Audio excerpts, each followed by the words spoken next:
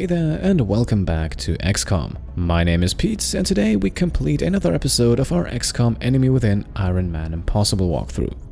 In the last episode we investigated and cleared out our very first large scout UFO, we defeated 2 groups of mutants in the process and recovered a nice amount of loot. Today the task at hand could very well become an unpleasant one, because in today's episode we will complete a council mission, more specifically a bomb disposal mission. And those missions always require a rather aggressive and therefore also risky approach, so let's hope that our squad makes it in and out alive. Since the mission is going to be a bit more risky, we will also do some extra preparation, and for that we will first head over to the Grey Market. You can see here that we have an abundance of Thin Man corpses, and we can sell all but 7 of those. The next mission will very likely also give us even more of them. Meanwhile, 7 is all we need to complete all projects that require these corpses. This now makes us an additional 190 credits, and with those credits in hand we will head over to the officer training school. And here we will grab the rapid recovery upgrade. For 150 credits, this will drastically increase the healing time of our soldiers should they get injured, and even though we are of course trying to avoid that and the armor they're wearing is also giving them some extra protection, the missions from here on out are certainly not getting any easier, so in my opinion it's best to be prepared for the worst. However, in terms of preparation, that is also already all we do before jumping into the mission, so let's do exactly that right now. A quick refresher here, we're flying to Germany for this one, and the reward for completing this mission is absolutely lovely. We will get cash, scientists and a panic reduction. Hopefully that makes up for the potential problems that we might run into. We're confident that you will handle this matter with discretion. We will also make no changes to our squad. We will need a highly mobile one for this, and even though it depends a bit on the map that this will take place on, I feel like a second heavy might be a bit more beneficial compared to a second sniper. So here we are, ready to roll. Off to Germany we go. Let us defuse ourselves a bomb.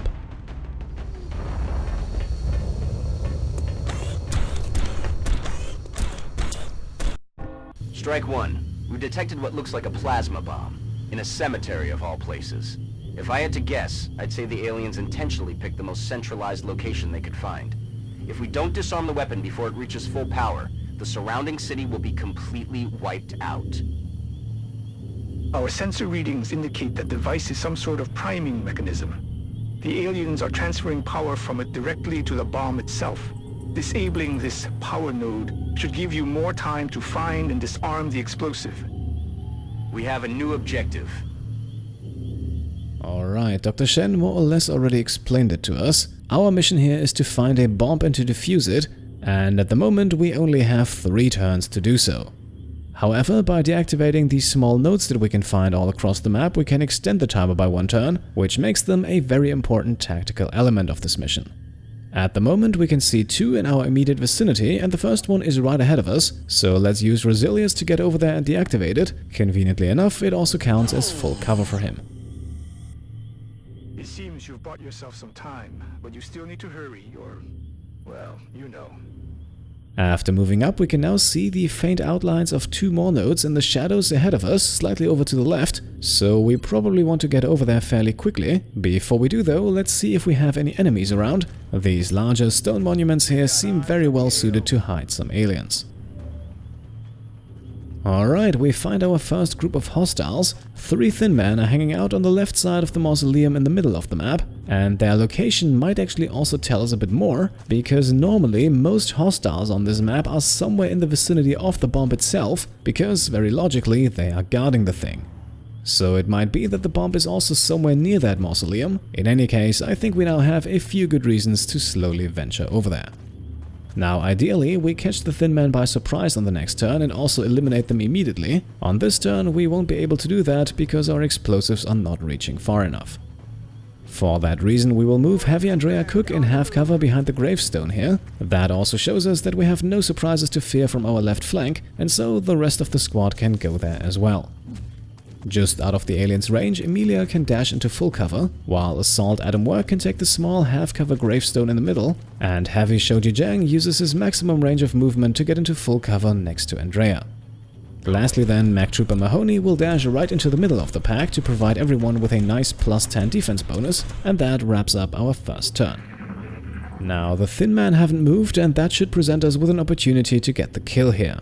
Unfortunately though, despite moving Andrea up this far, the enemies are just outside of her rocket's range. So we need to look for another solution.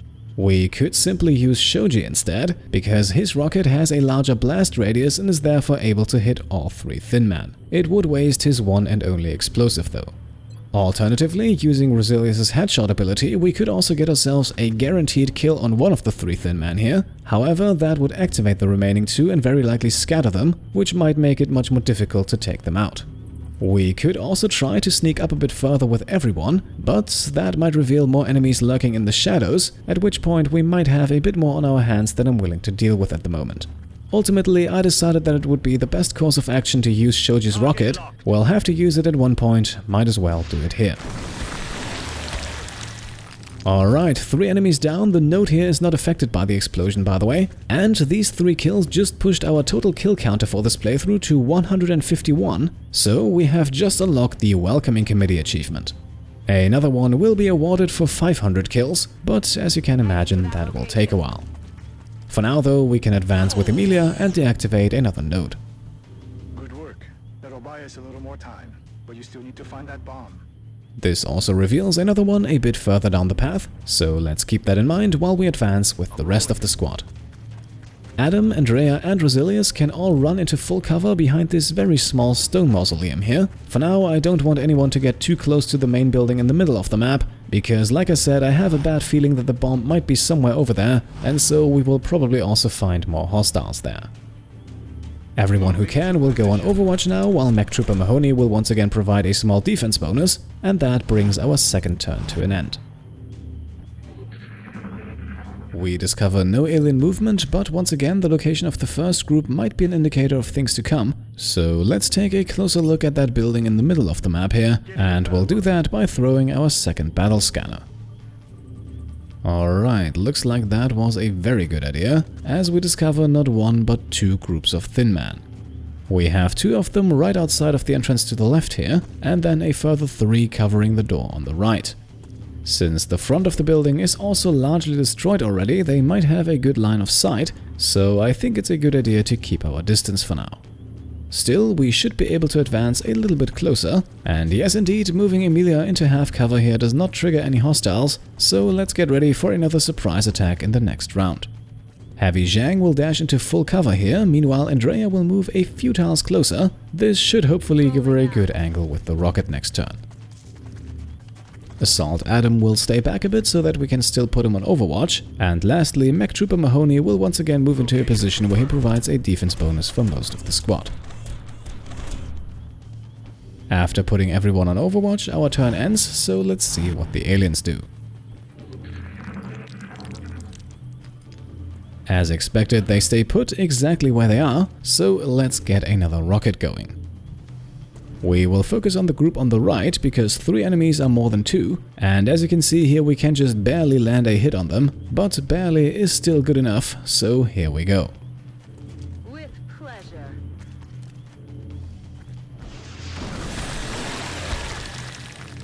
Alright, Andrea earns the final promotion of her career, and we unlock another achievement, because we just recorded explosive kills number 50, 51 and 52. So that leaves only 2 more enemies to worry about, but we'll leave them be, at least for now. Instead, we will try to get a little closer to them, and we'll start things off with Emilia, who can dash into full cover behind the wall here. Sniper Resilius, meanwhile, will stay back a bit further. Eventually, we want to move him into a flanking position. This spot right here, however, also brings him a bit closer to the other power node, which I'm sure we'll also be able to benefit from. Now, Assault Adam will go into half cover next to Emilia, but dashing there directly will bring him a bit too close to the enemies, so instead we'll split his movement in 2, that way he can get over there undetected. Nicholas can then occupy the spot in between the 2, while Shoji can make his way over to the power node, deactivate it and grant us 1 more turn. Good job, Strike One. That should buy us a few minutes. As expected, the aliens stay put, and so our next turn begins just like the previous one ended, as we send Mr. Wargol over to the power node. Excellent. That's another one down. Our plan is also still to get him into a flanking position, so let's move him a bit further and into full cover over here. With the rest of the squad, we are also not making our move just yet. Instead, we will inch even closer to the enemies. Looks like you found the bomb. Get over there and deactivate it. Objectives updated. As Emilia moves up, she also detects the location of the bomb, so now we know where to go, and it seems like we only have this one last group of enemies between us and the target. While Emilia goes on Overwatch, Adam slowly approaches from the other side, while Mech Trooper Mahoney follows Emilia's path and then also goes on Overwatch. Position confirmed.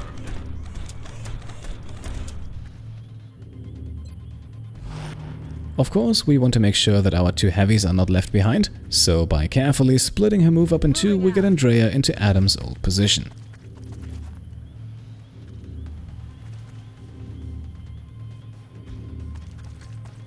Shoji, meanwhile, will take a slightly longer detour. First of all, he will go into half cover behind the ruined structure here, and then end his turn by running back over to the stairs. Unsurprisingly then, the aliens take no notice of our presence, and so I would say it's time to say hello now, and we'll do that with Adam, which will hopefully cause them to retreat in the direction of our other troops. Got it covered. Time to kick this sucker off. Alright, that worked roughly as expected, even though the second thin man moved pretty far away, but since there's only two of them, I think we should be able to solve this. We will make our first move with Emilia, who will run up to the next power node here, and who can then deactivate it before taking any offensive action.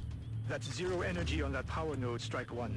I repeat, power node deactivated. As you can see, we have 2 high percentage shots with her. One is even a guaranteed hit from a flanking position, but before we pull the trigger with her, let's switch over to Resilius. Thanks to his squad side ability, he has 90% shots against both targets, so using his headshot ability, he will fire at the one who is not flanked, ideally getting us the kill and leaving the other one for Emilia. Okay, that does only 5 points of damage, so unfortunately Emilia will not be able to get off a flanking shot. Instead, she can switch over to her pistol and take a 97% shot for the kill.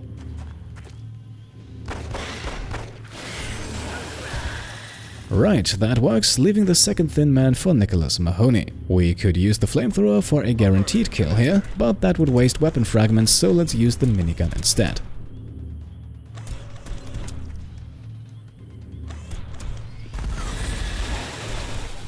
Lovely, critical hit, that's the kill and a promotion for him. We avoid having to use run and gun with Adam, and so the rest of the squad can now move up.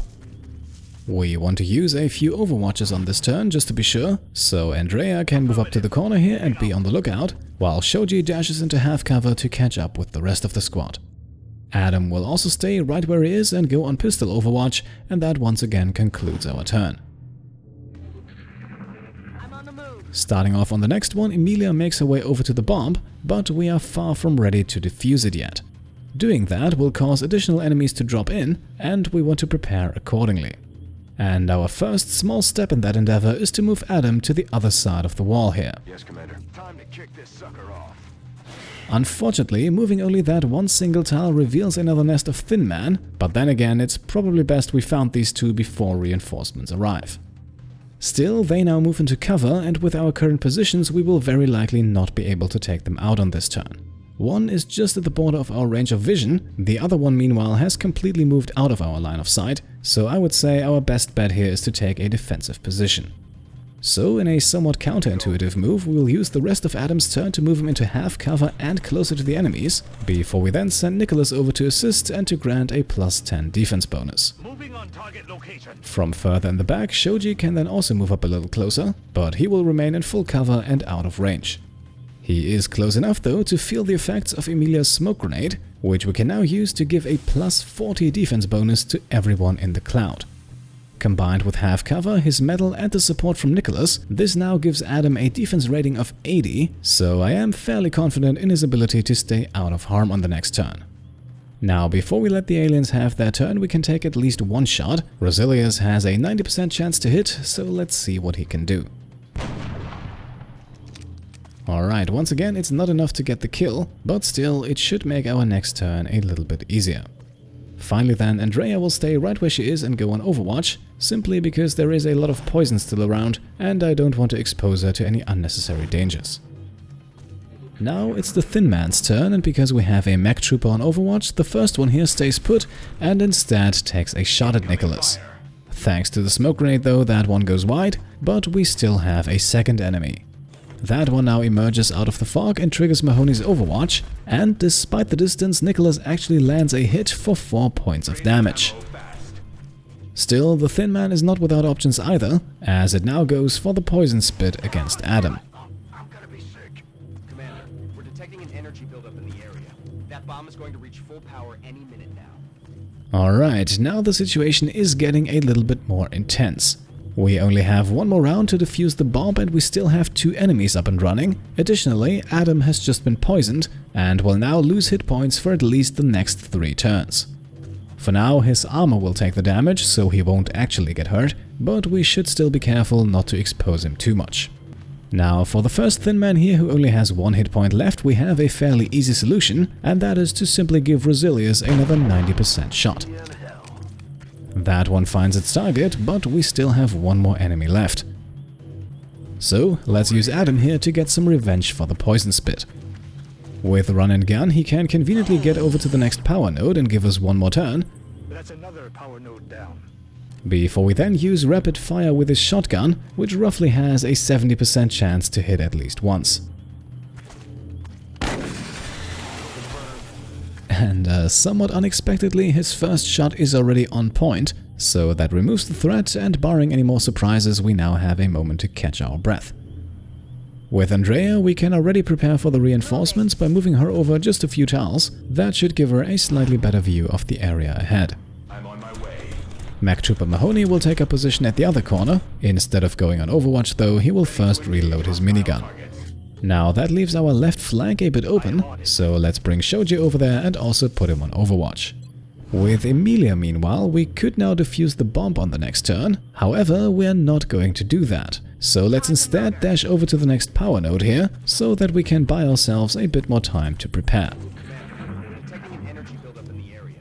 That bomb is going to reach full power any minute now. Once again, the time off the bomb ticks down to only 1 turn, but Mrs. Solberg can now do something about that. Lights out on that power node. And after deactivating the first, she can also get over to the second node here, which now brings the timer back up to 3 turns. And I would say that gives us plenty of time to prepare for the alien ambush, so let's make the most of it. Sniper Wargal can dash as far as he can over in the direction of the bomb, while Emilia can also move once more on her turn, unsurprisingly returning back to the explosive as well. Adam meanwhile will spend half of his turn moving and the other half reloading, and the rest of the squad can then go on Overwatch.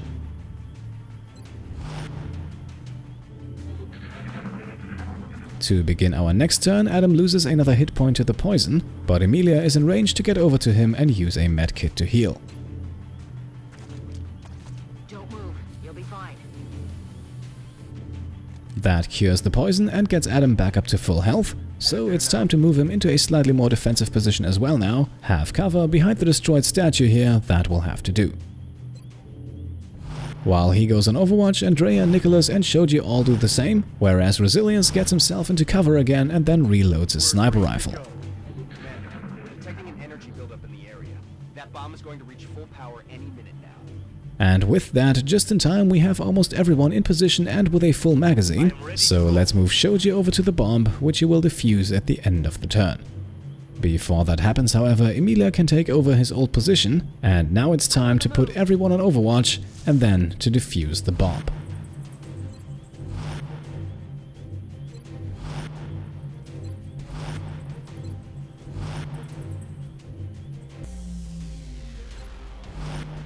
Well done. Now you just need to eliminate any remaining hostiles. You guessed it, boys and girls. You've got hostiles inbound. Stay frosty. Objective updated. Alright, the alien's turn triggers and we immediately have Thin Man dropping in all over the place. All 6 of our Overwatches trigger on the same enemy, removing that one from the field. But as you can see here, a total of 5 more are dropping down. All of them activate Overwatch as soon as they land, and so the alien's turn comes to an end with us being comfortably surrounded. Almost all of our soldiers are being flanked as well, and thanks to the alien's Overwatch, moving anyone at this point would probably be a death sentence. So that means our objective for the next turn is to kill off as many of the thin men as possible without actually moving anyone. And I will admit it took me a solid 15 to 20 minutes to come up with a strategy that I was confident in. In the end though, I had a plan, so let's get to it and see if it works. Now things start off fairly easily with Mech Trooper Mahoney, who can use his flamethrower to get a guaranteed kill against the thin man right next to him. One down, 4 more to go, and the next one is also comparatively easy, because with Resilius's headshot ability we can land a guaranteed critical hit against the thin man far over on the other side here, which results in a guaranteed kill as well. So that brings us down to 3, time for Andrea's Shredder Rocket. And we will use that against the thin man closest to the bomb, dealing 4 points of damage in the process, but much more importantly also removing its cover. And this now opens the path for Heavy Shoji Jang, who can stay right where he is and take an 86% shot at his target.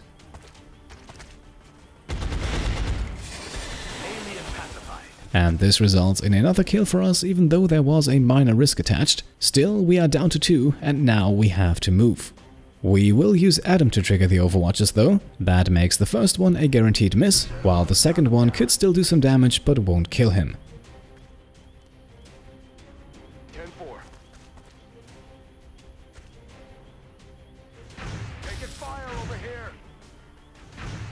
Even better than that, it goes wide entirely, and thanks to run and gun, Adam has moved right into the face of Thin Man number 5, so rapid fire should once again be enough for the kill. And indeed it is, leaving only one single Thin Man between us and the completion of this mission. Unfortunately, we also only have one move left, but that one is with Sprinter Emilia, who can just barely get herself into a flanking position. This makes for another high percentage shot with a high chance to crit as well, so let's see if she can pull it off. Well done, Strike 1. I'm reading zeros on the bomb's energy signature. And indeed she can, but that was an intense finish to say the least. We had to take some small risks, but luckily they all paid off, and in the end we complete our very first bomb disposal mission, so let's head back to the base. It doesn't get much cleaner than that. Not a single casualty. Impressive work. And here we are with 4 promotions, including 2 to Colonel, the highest rank in the game, which will in just a second unlock the hardest road achievement. Now we will skip Adam for now and instead start with Andrea. And for her final ability we have the choice between Rocketeer and Mayhem. Rocketeer would grant her the use of 1 additional standard rocket per battle, so in total she would then have access to 2 regular rockets, a Shredder rocket and 2 grenades. Mayhem, on the other hand, does 2 things. First, it increases the damage output of all rockets by 2 points, and it also adds a guaranteed amount of damage to the suppression ability. Now, as you know, Andrea does not have that ability, so the ability is slightly less useful for her. The damage boost to the rockets is nice, but I think 1 additional rocket is much better than that, and that is also why we will go with Rocketeer for her, and locking that ability in will then unlock the hardest road achievement. Up next we have a promotion with Nicholas Mahoney, shedding a bit more light on the Mech Trooper abilities.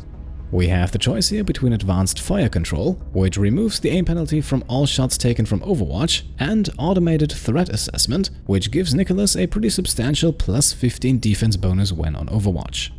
However, the bonus only counts as long as he hasn't taken his Overwatch shot yet, and there are no other abilities in the game that we can stack with it to further improve his defense, so I personally prefer the more offensive-minded ability here. Despite not really looking like it, the mech's minigun is actually fairly accurate over medium range. It is more or less identical to the laser rifle in that regard, so I think Nicholas will get some use out of this ability. The second to last promotion for Shoji Jang then takes care of itself. He advances to Major and thus receives the Will to Survive ability, so now as long as he stays in cover and is not flanked, incoming damage will be slightly reduced. Now that leaves only Adam, and there is a reason I saved him for last, because in this case I would like to hear your opinion. Adam's final ability could either be Resilience or Killer Instinct. Resilience would confer immunity to critical hits, and admittedly that would work fairly nicely with the slightly more defensive build that we have gone for. It would also increase Adam's chances to survive every mission in the game, which could become important for the Ain't No Cavalry Coming achievement. On the other hand, he is already pretty damn well protected, and that is only going to get better, so Killer Instinct might prove to be very valuable as well. This ability grants a plus 50% damage bonus on critical hits after activating Run and Gun, and that is an ability we are using very often, and at this point also with very high chances to actually land a critical hit. So I think both abilities could very well be worth it. I haven't really made up my mind yet though, so I would like to hear what you think. Resilience, Killer Instinct, leave your preference in the comments below, and then we'll decide in the next episode. For today, we can leave Adam at the rank of Major and continue with the loot, which is admittedly not too exciting as we only recover Thin Man corpses and weapon fragments. But quite a few of both, and especially the corpses should give us a small cash bonus. Speaking of which, as a reward for this mission we receive 123 credits, 4 scientists and a panic reduction in Germany. Germany already has a satellite though, so that is slightly less useful. Still, all in all, it's a fantastic reward. Remember, we will be watching. And with that, ladies and gentlemen, we have reached the end of one of the longer episodes in this series. I will admit that last Thin Man drop had me sweating a bit, but ultimately we made it, with a bit of luck of course, and so we're ready now to continue our adventures in the next episode. Once again, before you go, let me know what we should pick as Adam's final ability. I would be happy to hear all of your opinions on that. Apart from that, I would of course also be happy if you could give the episode a thumbs up if you enjoyed it, and if you want to support my channel further, then go ahead and subscribe if you haven't done so already. Alternatively, you can of course also check out and maybe pledge to the Pete Complete Patreon. Thank you all for watching, and I'll see you next time. Cheers.